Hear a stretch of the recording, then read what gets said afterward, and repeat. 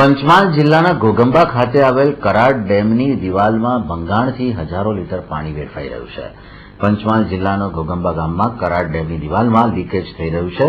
ડેમની દિવાલમાં આવેલ દરવાજા પાસે લીકેજને કારણે મોટા પ્રમાણમાં પાણી બહાર વહી રહ્યું છે. પ્રતિ સેકન્ડ 30 ક્યુસેક પાણી બહાર કોતરમાં જઈ રહ્યું છે.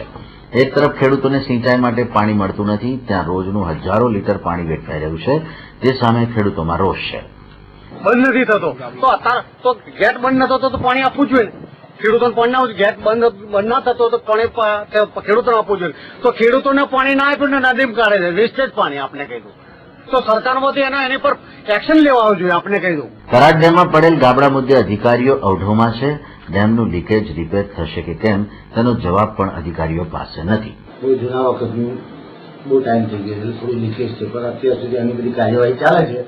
રિપોર્ટ બી થયા છે ગવર્મેન્ટ સુધીમાં, અને એની કંઈક ઉપરથી કંઈક આવે તો એ આયોજન થઈ શકે એવું છે.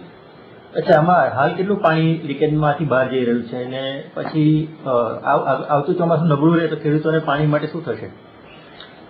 માટે તો ચોમાસું નબળું તો હવે અત્યારે કેવી રીતે કહી શકે, પણ આપણી પાસે છે પાણી. અત્યારે 10 મીટર જેવું પાણી છે, આમ 10-20 જેવું લીકેજ નીકળે છે. કેનાલમાં બી જાય ને પછી કોઈને જરૂર ના હોય તો નદીમાં જાય છે લીકેજ.